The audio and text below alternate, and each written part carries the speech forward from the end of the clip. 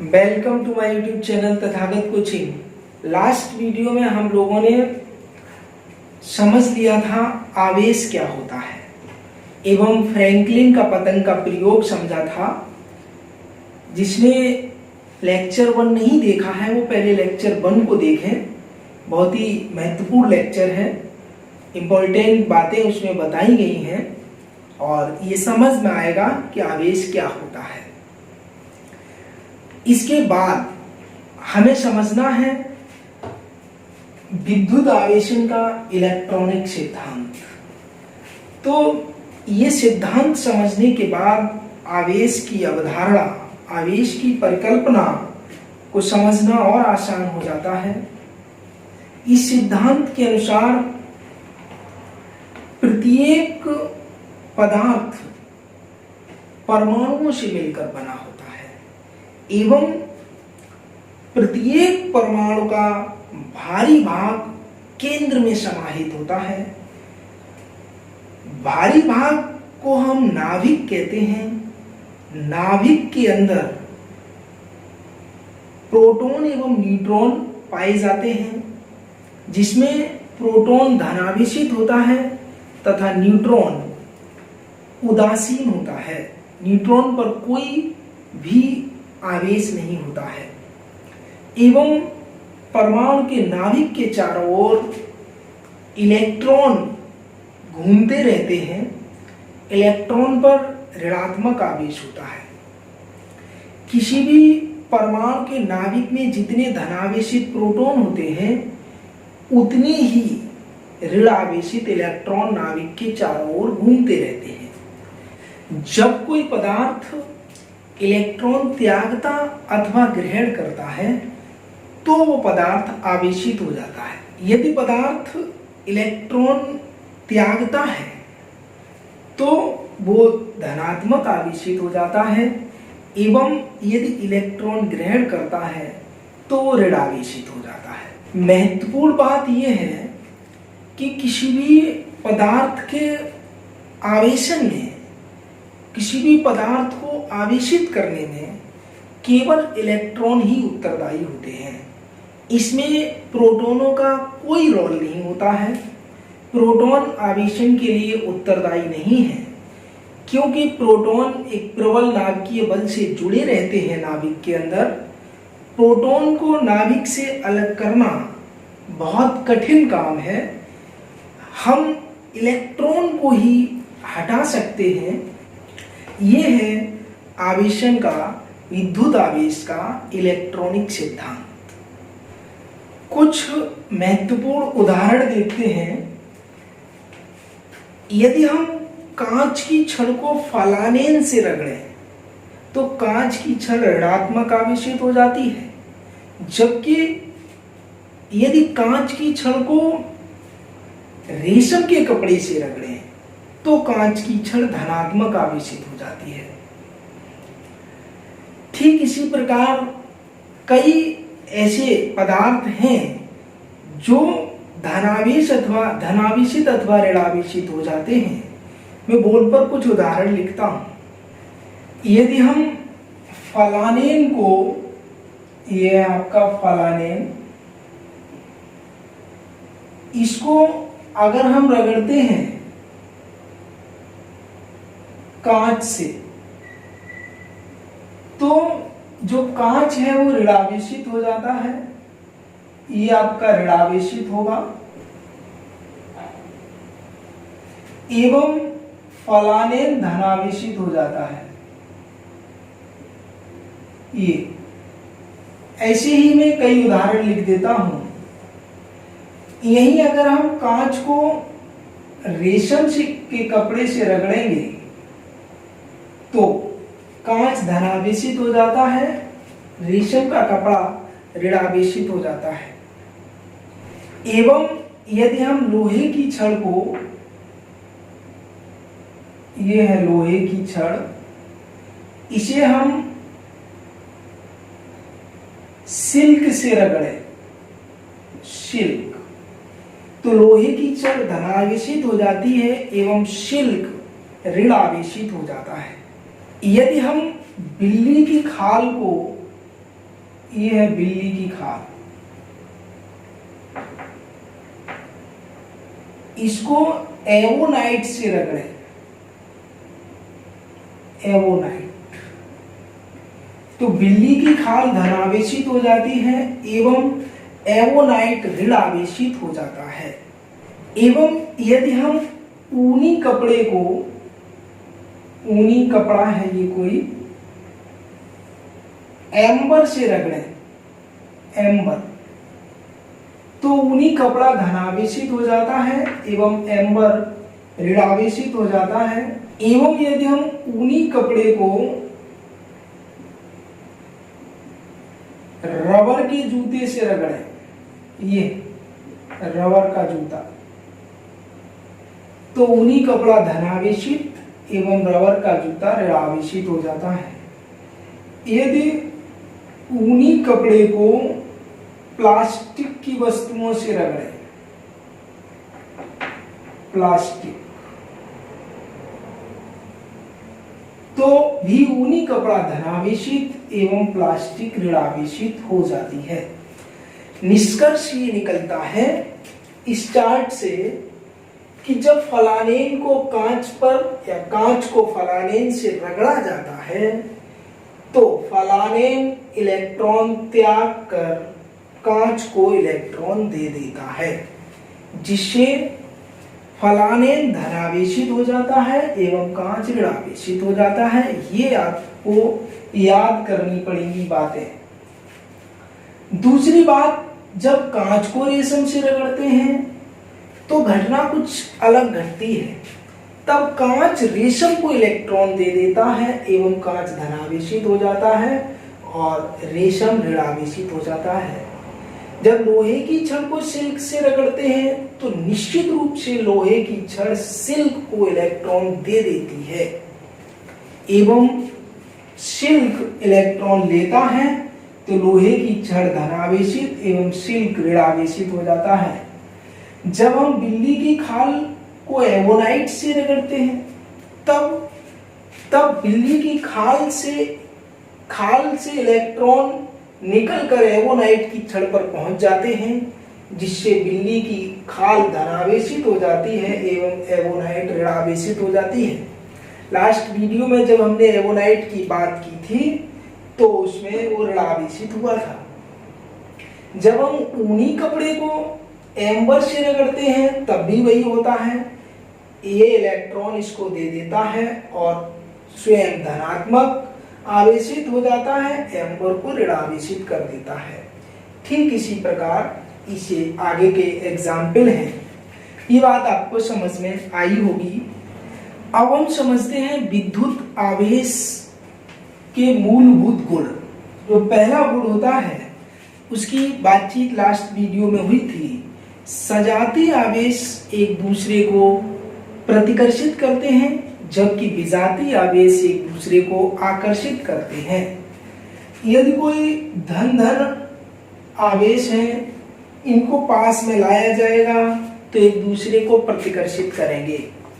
ऋण आवेश है, इनको पास लाया जाएगा, ये भी एक दूसरे को प्रतिकर्षित करेंगे। यदि एक धन और एक ऋण आवेश है तो यहाँ आकर्षण होगा, यहाँ प्रतिकर्षण था, यहाँ भी प्रतिकर्षण था, ये, और अगर पहला ऋणात्मक दूसरा धनात्मक आवेश है तो भी यहाँ आकर्षण होगा। ये विद्युत आवेश का पहला गुण है। ये आपको डिस्क्रिप्शन में जो लिंक होगी पीडीएफ नोट्स के लिए उसमें ये सब लिखा होगा, मैं यहाँ केवल समझा देता हूं। विद्युत आवेश का जो दूसरा गुण है वो है आवेश का संरक्षण।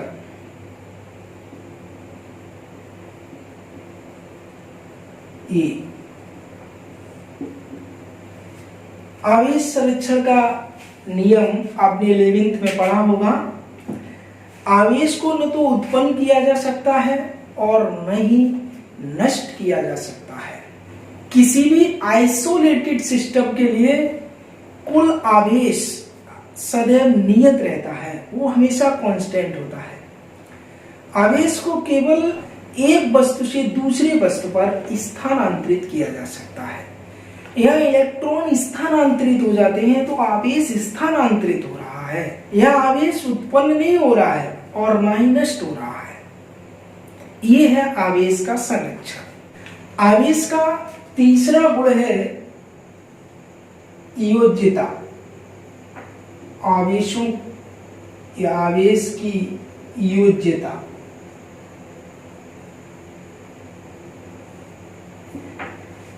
किसी भी निकाय के लिए कणों पर उपस्थित कुल आवेश उसके बीजगणितीय योग के बराबर होता है। जैसे यदि किसी निकाय पर एक 2 कूलाम का आवेश है, एक -3 कूलाम का आवेश है और -5 कूलाम का आवेश है और एक मान लीजिए 5 कूलाम का आवेश है। ये 4 आवेश हैं अगर किसी विलगित निकाय में, किसी भी निकाय में, तो निश्चित रूप से जो कुल आवेश होगा इनका बीजगणितीय योग होगा +2 -3 -5 +5। तो ये आपका ये कैंसिल और ये -1 कूलाम, तो कुल आवेश -1 कूलाम होगा। इस तरीके से हम आवेशों को जोड़ सकते हैं। एक किसी पदार्थ पर, किसी वस्तु पर +10 कूलाम का आवेश है और एक -8 कूलाम का आवेश है, तो यहाँ जो कुल आवेश होगा, कुल आवेश वो 10 - 8 बराबर 2 कूलाम होगा। तो ये धनावेशित होगी वस्तु एवं ये वस्तु ऋणावेशित होगी। यहाँ एक कूलाम का ऋणात्मक आवेश होगा जबकि यहाँ 2 कूलाम का धनात्मक आवेश होगा। ये होती है आवेशों की योज्यता। वैद्युत आवेश का अगला गुण समझते हैं, आवेश का क्वांटीकरण।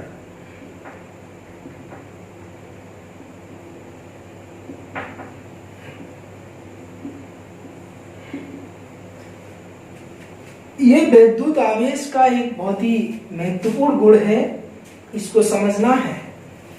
नेचर में किसी भी पदार्थ पर आवेश सदैव एक निश्चित आवेश का, जिसे मूल आवेश कहते हैं, उसका पूर्ण गुणज होता है। अर्थात वो उसका 2 गुना होगा, 3 गुना होगा, 20 गुना होगा, 5 गुना होगा, 1.5 गुना नहीं होगा, 1/2 गुना नहीं होगा। जो मूल आवेश होता है उसे हम E से प्रदर्शित करते हैं, 1.6 × 10⁻⁻19 कूलाम।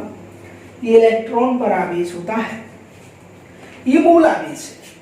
और नियम, जो क्वांटीकरण का नियम है, वो ये है कि आवेश किसी भी पदार्थ पर, किसी भी वस्तु पर जो आवेश होगा, जो आवेशित वस्तु होगी, वो हमेशा इसका पूर्ण गुणक ही होगा। अर्थात कुल आवेश Q बराबर फॉर्मूला N ही होता है, जहां N बराबर +-1, +-2, +-3 एंड सो ऑन। अर्थात ये वस्तु पर जो आवेश होगा +-E हो सकता है, जब N का मान 1 रखा, +-1, +-2 रखेंगे तो +-2E हो सकता है, या ये +-3E हो सकता है, +-4E हो सकता है। ये कभी भी 1.2E नहीं हो सकता, ये रॉन्ग है। किसी भी पदार्थ पर आवेश 1.2E नहीं हो सकता। ये है आपका आवेश का क्वांटीकरण। और थोड़ा सा इसको समझते हैं। मिल्कन ने, एक साइंटिस्ट थे मिल्कन, इन्होंने तेल की बूंदों पर बहुत बड़ी संख्या में तेल की बूंदें ली और उन पर प्रयोग किया तो ये पाया कि जो आवेश है वो हमेशा इस E का पूर्ण गुणक ही होता है। 1.5 E नहीं हो सकता, 1.2 E नहीं हो सकता। एवं मिल्टन ने आवेश के इस न्यूनतम मान को विद्युत का परमाणु बोला। विद्युत का परमाणु ये मिल्टन ने कहा था। मिल्टन ने इसको जो न्यूनतम आवेश होता है इसे विद्युत का परमाणु कहा कि ये विद्युत का परमाणु होता है। परंतु यहाँ कुछ अपवाद हैं, नोट करके आप लोग इस बात को लिख लेंगे। गैलमान ने 1964 में ऐसे कणों की खोज की जिन पर प्लस माइनस E/3 तथा प्लस माइनस 2E/3 आवेश हो सकता है एवं इन कणों को उन्होंने क्वार्क नाम दिया। क्वार्क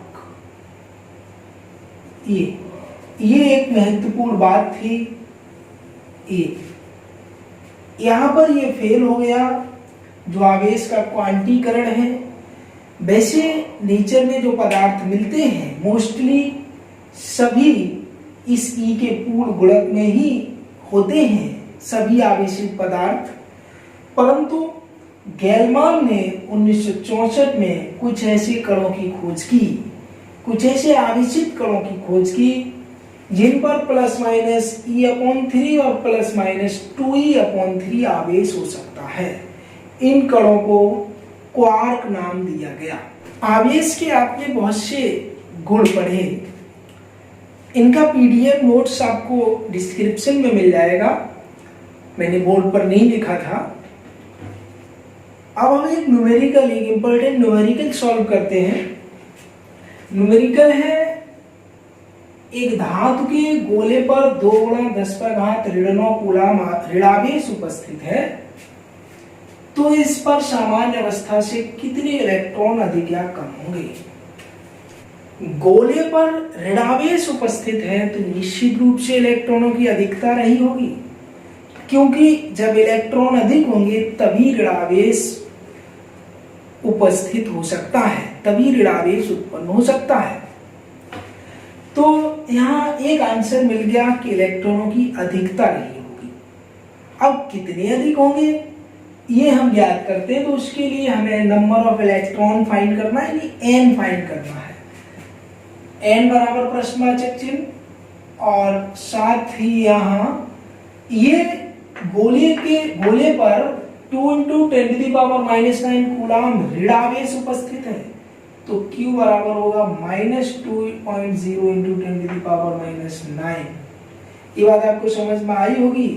ऋणावेश था इसलिए -2.0 × 10⁻⁹ कूलम और E बराबर आप सब जानते हैं -1.6 × 10⁻⁹ कूलम। ये होता है इलेक्ट्रॉन पर आवेश है, ऋणात्मक आवेशित होता है इलेक्ट्रॉन, इसलिए -1.6 × 10⁻⁹ कूलम।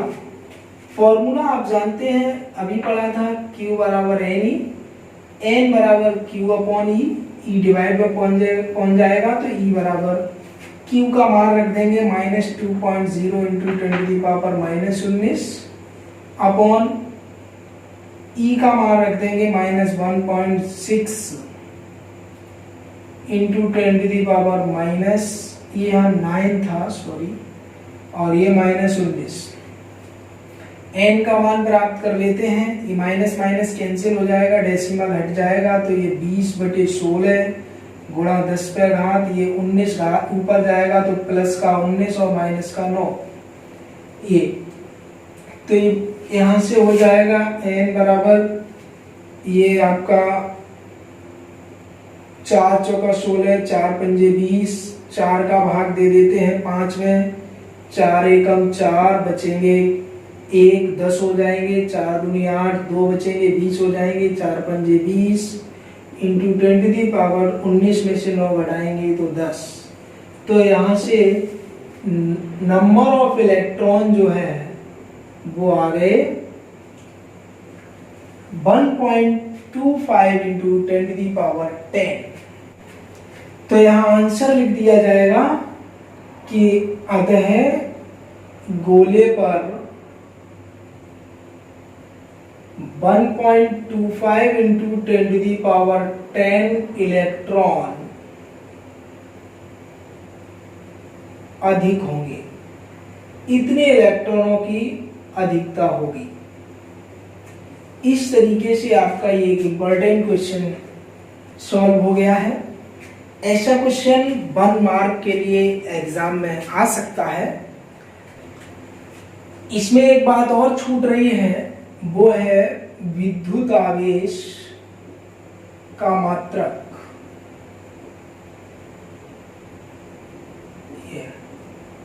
या इकाई, यूनिट ऑफ इलेक्ट्रिक चार्ज। विद्युत आवेश का जो एसआई पद्धति में मात्रक होता है वो कूलाम होता है। एसआई पद्धति में मात्रक ये होगा कूलाम।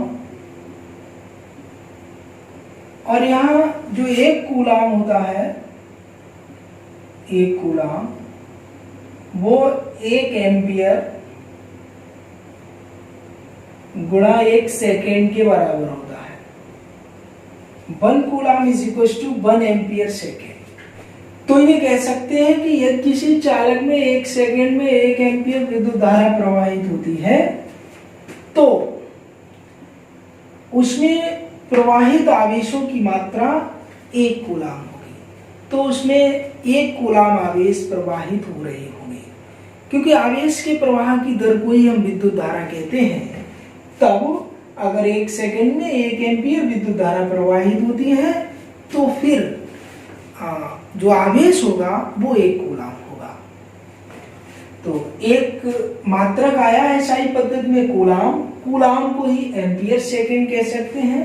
तो ये लिखा हो या ये लिखा हो एक ही बात है। इसके बाद सीजीएस पद्धति में आवेश का मात्रक, तो इसमें जो आवेश का मात्रक होता है वो होता है एक इलेक्ट्रोस्टैटिक इकाई। इलेक्ट्रोस्टैटिक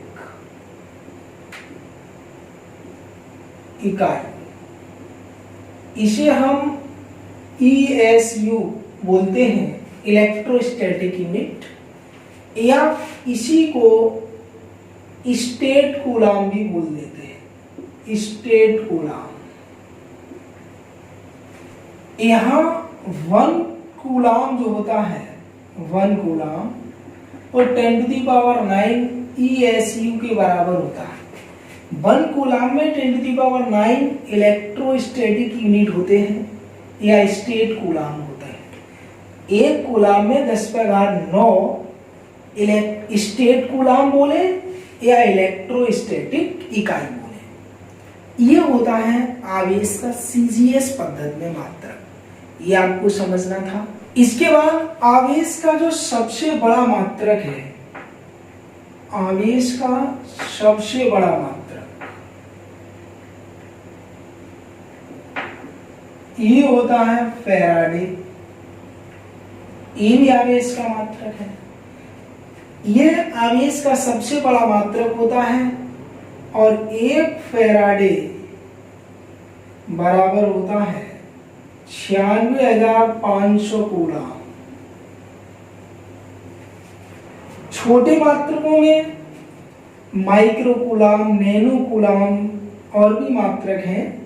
तो 1 माइक्रो कूलाम बराबर होता है 10⁻⁻6 कूलाम। 1 नैनो कूलाम ये होता है नैनो कूलाम, ये होता है 10⁻⁻9 कूलाम। ये तो ये इसके अन्य छोटे मात्रक हैं। अब हम समझते हैं आवेश की विमा क्या होती है। आवेश की विमा, विमीय सूत्र आप लोगों ने क्लास 11th में लिखे हैं। सूत्र का यूज करते हैं, विमीय सूत्र लिखते हैं। आपने एक फॉर्मूला पढ़ा था 10th में, आवेश प्रवाह की दर को धारा कहते हैं, अर्थात I बराबर Q/T। तो यहां से Q बराबर आएगा IT। ये अब हम अगर यहाँ Q जो है वो आवेश है, अगर यहाँ हम आवेश की विमा लिखेंगे, आवेश की विमा, तो इसमें ये आपकी विद्युत धारा है और विद्युत धारा के लिए हम यूज करते हैं A सिंबल, ये A यूज करते हैं। A पे पावर 1 है, A1, और ये है T समय, समय के लिए हम वहां कैपिटल T यूज करते हैं तो T1 होगा। तो A1 T1 लिखना चाहो तो लिख दो M0 L0। यहाँ हम M यूज करते हैं द्रव्यमान के लिए, मास के लिए M सिंबल यूज करते हैं, और L लेंथ के लिए, लंबाई के लिए L सिंबल यूज करते हैं। तो इसमें कहीं पर भी द्रव्यमान नहीं आया, लंबाई नहीं आई, आया क्या, विद्युत धारा, उसके लिए हम सिंबल A यूज करते हैं। समय आया, उसके लिए हम सिंबल T यूज करते हैं। एक एक बार थे इसलिए M0 L0 A1 T1, ये आवेश की विमा होगी। तो आज का वीडियो यहीं फिनिश करते हैं। उम्मीद करता हूं आपको समझ में आया होगा। और इसको इसका जो नोट्स होगा वो आपको डिस्क्रिप्शन में मिल जाएगा। आप सभी नोट्स को उसी में ऐड कर लेंगे जो आपने लास्ट वीडियो को देख के लिखा होगा, और इसको याद कर लेंगे।